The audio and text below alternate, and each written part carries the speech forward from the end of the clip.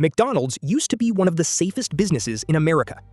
Not because it served the best food, not because people loved it more than every other restaurant, but because when money got tight, McDonald's was supposed to win. If customers stopped going to expensive restaurants, they could trade down. If they wanted something quick after work, McDonald's was there. If a family needed food without thinking too much, McDonald's was there. Cheap, fast, convenient. That was the entire promise. And for decades, that promise made McDonald's almost recession-proof. But now something strange is happening. The company that was supposed to benefit when customers became more careful with money is being hurt by those same customers. Because the cheap option no longer feels cheap. A fast food bill now shocks people. A simple meal can feel expensive. Delivery can feel impossible to justify. And the restaurant that used to be the answer to inflation is now becoming part of the problem. That is the real danger for McDonald's. Not that people suddenly hate burgers. Not that fast food disappears tomorrow. The danger is much simpler. For the first time in a long time, customers are asking a question McDonald's never wanted them to ask. Why am I paying this much for this? And once that question enters the customer's mind, the business model starts to crack. McDonald's did not become powerful by being special. It became powerful by being automatic. You did not need to plan it. You did not need to compare it. You did not need to think about it. It was on the road. It was near the highway. It was open late. It was familiar. And most importantly, it felt affordable. That combination is one of the strongest business models ever built. Because McDonald's was not just selling food. It was selling certainty. You knew what the menu looked like. You knew roughly what it would cost. You knew how long it would take. You knew what it would taste like. That might sound boring, but boring is powerful. Boring means repeatable. Boring means predictable. Boring means millions of people can make the same decision again and again without thinking too hard. That is why McDonald's became more than a restaurant. It became a habit. And habits are extremely valuable. A customer who has to be convinced every time is expensive. A customer who comes back automatically is gold. That was McDonald's genius. It trained people to see it as the easy choice. But the problem with an automatic habit is that it only stays automatic as long as nothing breaks the feeling. And price is one of the easiest things to break it. Because people remember. They remember what a meal used to cost. They remember when fast food felt like a bargain. They remember when a cheap lunch did not require a coupon, an app, a point system, or a limited time promotion. So when the receipt starts feeling too high, the customer does not just see a number. They feel the old promise disappearing. And that is what makes this story different from normal inflation. Of course prices went up. Food costs went up, labor costs went up, rent, packaging, energy, transportation, everything became more expensive. Restaurants had reasons to raise prices. At first, customers understood that. Almost everything was becoming more expensive, so fast food becoming more expensive did not feel shocking right away. But then, something changed. The customer stopped thinking prices are up everywhere and started thinking McDonald's is not cheap anymore. That is a very different sentence. Because once a value brand stops feeling valuable, it loses the thing that made it useful. This is where McDonald's found itself in a dangerous position. The company still had the brand. It still had the locations. It still had the drive-thrus. It still had the app. It still had the marketing machine. But the basic value equation was weakening, and the numbers started showing it. In the first quarter of 2025, McDonald's reported that US comparable sales fell 3.6%. Comparable sales are important because they do not just measure whether the company opened more restaurants. They measure what happened at restaurants that were already open. So when comparable sales fall, it means existing locations are bringing in less than before. Fewer visits, smaller orders, or both. For many companies, that would be bad. For McDonald's, it was more than bad. It was a warning. Because McDonald's is supposed to be the place people go when the economy feels uncertain. If a fancy restaurant becomes too expensive, people trade down. If delivery gets too expensive, people choose the drive-thru. If money gets tighter, McDonald's is supposed to catch the customer. But that only works if McDonald's still feels like the cheaper choice. And that is exactly what customers started questioning. This is the part McDonald's should worry about most. The issue was not that people forgot about McDonald's. They did not. The issue was that McDonald's became visible in the wrong way. For years, the price was supposed to disappear into the convenience. You were hungry, you ordered, you moved on. But when the total feels too high, the customer pauses. And in business, that pause is dangerous. Because a pause creates comparison. Suddenly, McDonald's is not just McDonald's. It is being compared to groceries. It is being compared to cooking at home. It is being compared to leftovers. It is being compared to a sit-down restaurant. It is being compared to the old McDonald's in the customer's memory. And that is a comparison McDonald's does not always win anymore. This is why the phrase, fast food feels like a luxury, is so damaging. Nobody literally thinks McDonald's is luxury in the way a Rolex or Porsche is luxury. That is not the point. The point is psychological. Fast food was supposed to be the cheap escape from expensive food. So if people start calling it a luxury, they are really saying something else. They are saying the category has lost its purpose. And once a category loses its purpose, every company inside it has to fight harder for the same customer. That is why McDonald's started pushing value again. The company brought back cheaper meal bundles. It talked more about affordability. It tried to remind customers that McDonald's could still be a good deal. But here is the problem. Value is not rebuilt with one promotion. Because customers do not judge a brand by one advertised meal. They judge it by the total feeling. They remember the last expensive order. They remember the delivery fee. They remember opening the app just to find a deal. They remember the confusing menu. They remember the time the food took too long. They remember wondering how a simple fast food stop turned into a $20 problem. That memory matters, because the fast food experience did not only get more expensive, in many cases, it got more complicated. And complicated is the opposite of what fast food is supposed to be. The apps are a perfect example. On paper, restaurant apps make sense. They give companies data. They encourage loyalty. They allow personalized offers. They push customers toward repeat purchases. They make promotions easier to control. For the business, the app is valuable. But for the customer, the app can feel like a game they did not ask to play. The best price is no longer always the obvious price.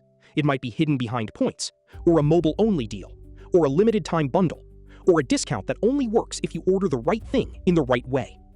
That may sound small, but for fast food, small friction matters, because fast food is not supposed to require strategy.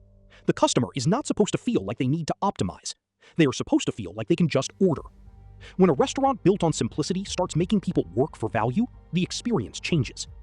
And delivery made the problem even more obvious. Fast food delivery sounds perfect. It is convenient. It is easy. It brings the meal to your door. But then the price appears. The food price is higher. Then there is a delivery fee. Then a service fee. Then a tip. Then maybe a small order fee. By the end, the customer is staring at a total that can feel completely disconnected from the food itself. And that changes behavior. People might still want the product, but they no longer want the full cost of getting it. That is why Domino's matters in this story.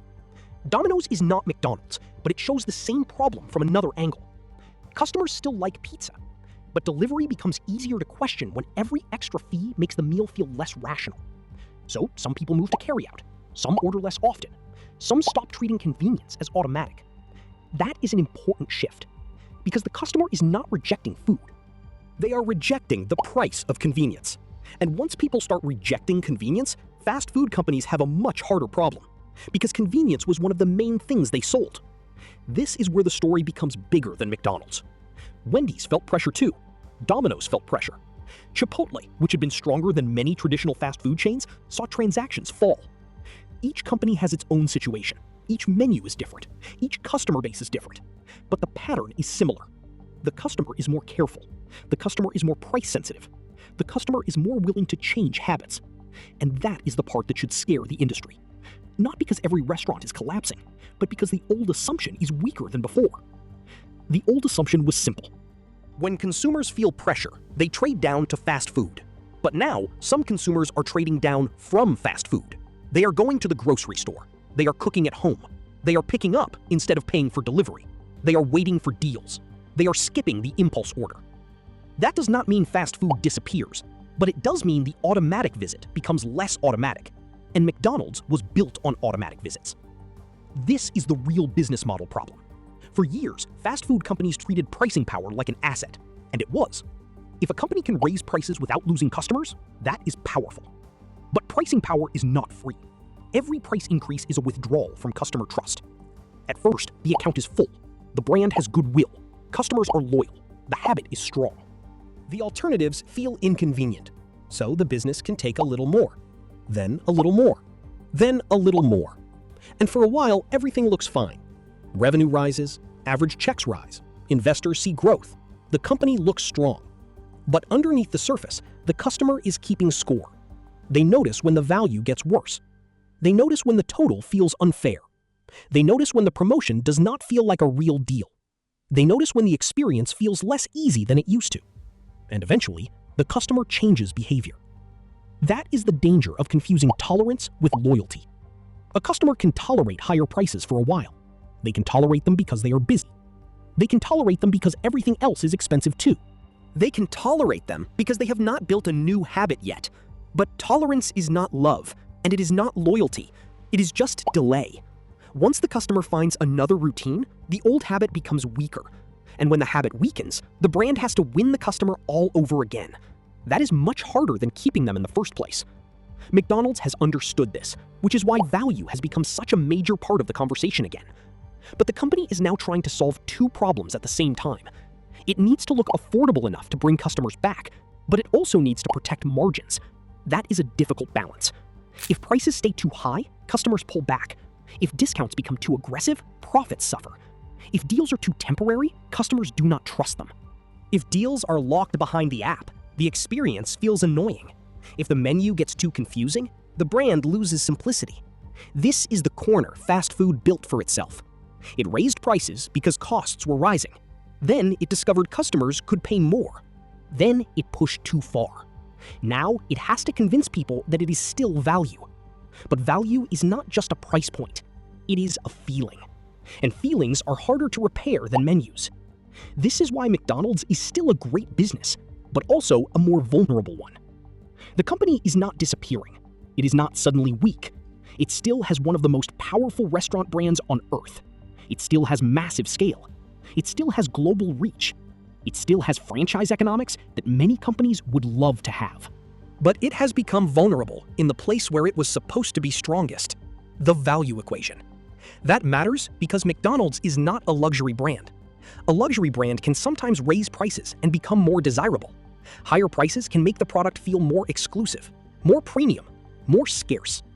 But McDonald's does not work that way. McDonald's is not selling scarcity. It is selling access. It is selling convenience. It is selling familiarity. It is selling the idea that you can get food quickly without turning the purchase into a decision. So when the price gets high enough to make people think, the brand starts working against itself. The more expensive it feels, the less useful it becomes. And this is the part many companies misunderstand. Customers do not only buy products. They hire brands for a role in their life. McDonald's role was clear. Quick food, predictable food, affordable food, easy food. When that role is clear, the business is powerful. But when the role becomes confusing, the brand loses strength. If McDonald's is not cheap, what is it? If it is not fast, what is it? If it is not simple, what is it? That is the question behind all of this. And McDonald's is not the only company facing it. A lot of businesses spent the last few years raising prices because they could. Streaming services raised prices. Delivery apps raised fees. Food brands shrank portions. Restaurants increased menu prices. Airlines added charges. Software companies pushed subscriptions. At first, customers accepted it. Then, they adapted. And that adaptation is what companies should fear. Because customers do not always protest loudly. Sometimes they just leave quietly. They stop ordering delivery. They cancel the subscription. They buy the store brand. They cook more. They visit less often. They build a new routine. And by the time the company notices, the old habit is already weaker.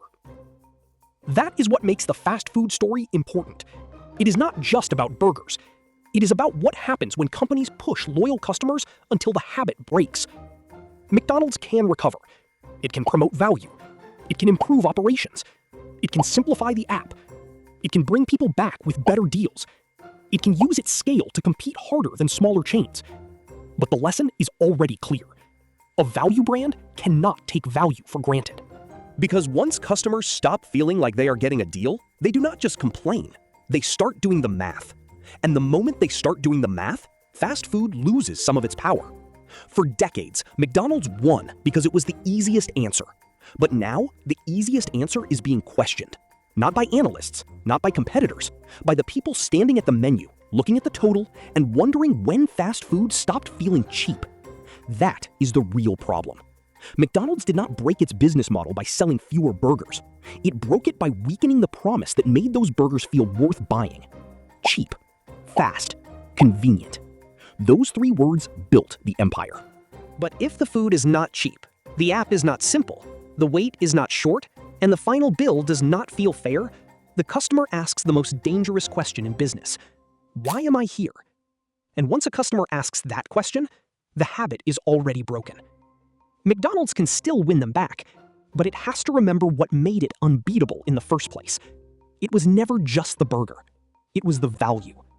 And once the cheap option stops feeling cheap, customers start looking for something else.